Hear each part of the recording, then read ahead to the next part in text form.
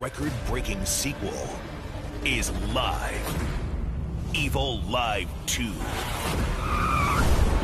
Axel Hutches and Vicky Golden attempt 3 record-breaking stunts on one death-defying night, including the longest motorcycle jump in history. Evel Live 2, kicking off Car Week, Sunday, July 7th at 8 on History.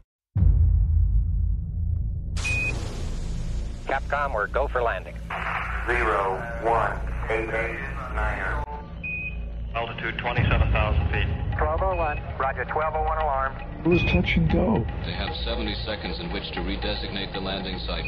They were running low on fuel. The computer was overloading. That's the first time I understood what it meant to smell fear.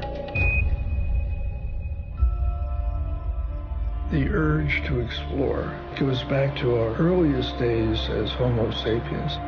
This is the beginning of the most audacious undertaking that man has ever attempted. The Soviet program has definitely more momentum than ours.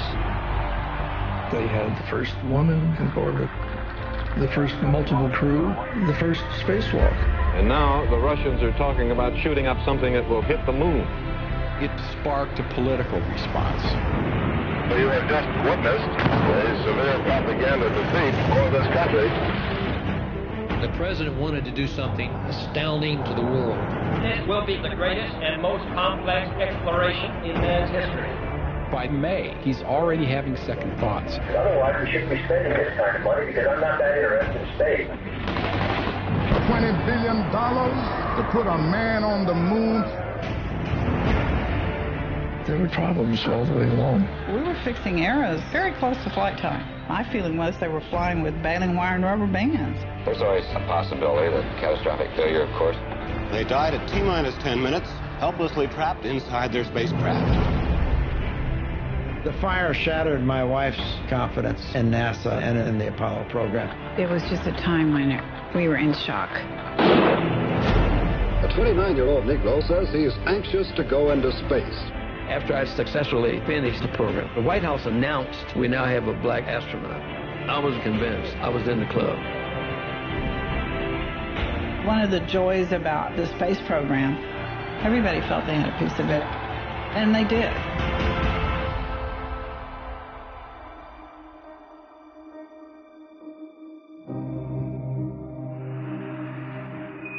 Okay, Neil, we can see you coming down the ladder now. The surface appears to be almost like a powder. Magnificent sight out here. Neil, this is Houston. We're copying. We needed something like that to really challenge this country. This was not a yellow brick road from Cape Canaveral to the moon. It was a hard march. 2 minutes, 51 seconds into the mission. Burning perfectly. Right on the money.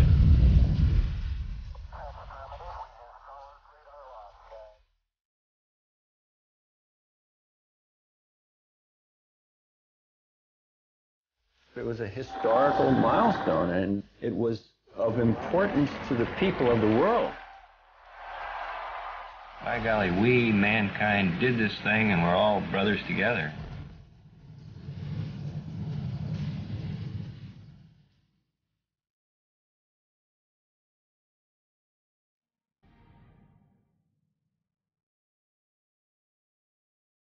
I want you to be like, F you, I'm strong, I don't need you, and I can't believe that I even let you do what you did. And you have a personality similar to mine where like we like rather laugh than cry, and we kind of like laugh to like brush things off.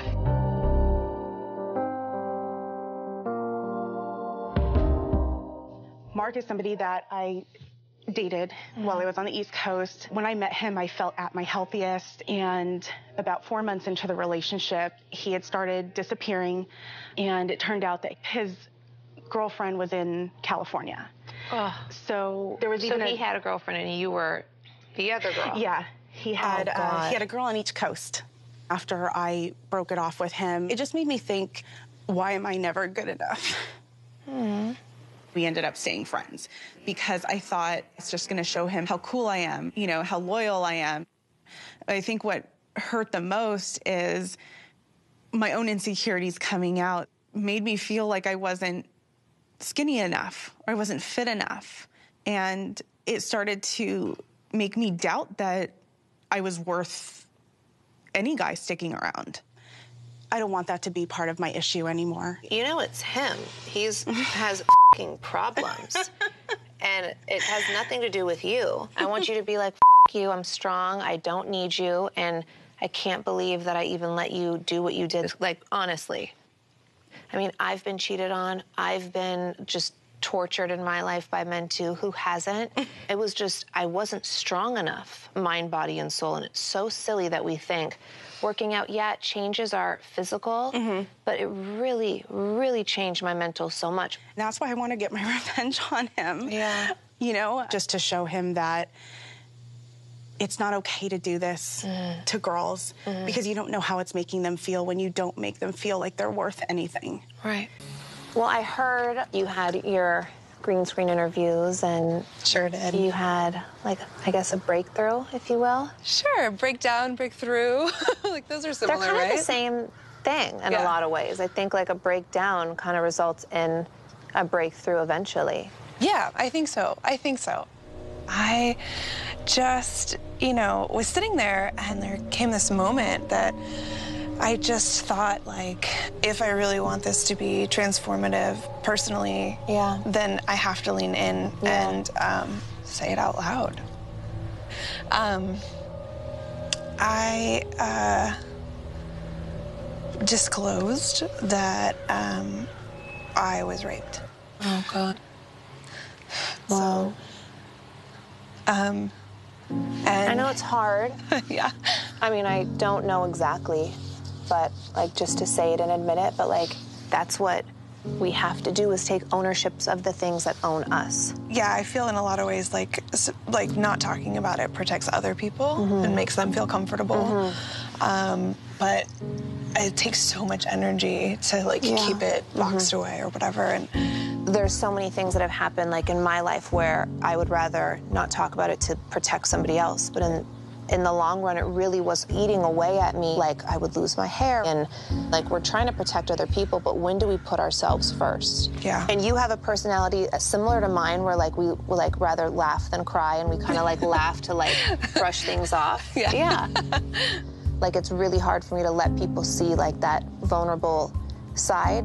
Even in my first workout with Simone, I had a panic attack where in my mind is that tape of, like, you're failing, you're failing, you're failing. Right. Are you and Simone clicking, like, personally? Oh, she's great. She's been awesome. So she is awesome. I do think Simone is someone that is trustworthy with that, and I think she is great with women, and I think that's the first step in maybe conquering it and feeling like you're taking control over it and not the other way around. Totally. This show is called Revenge Body, but that's more just like a play on words and let's grab people's attention. But it's so much mind, body, and soul.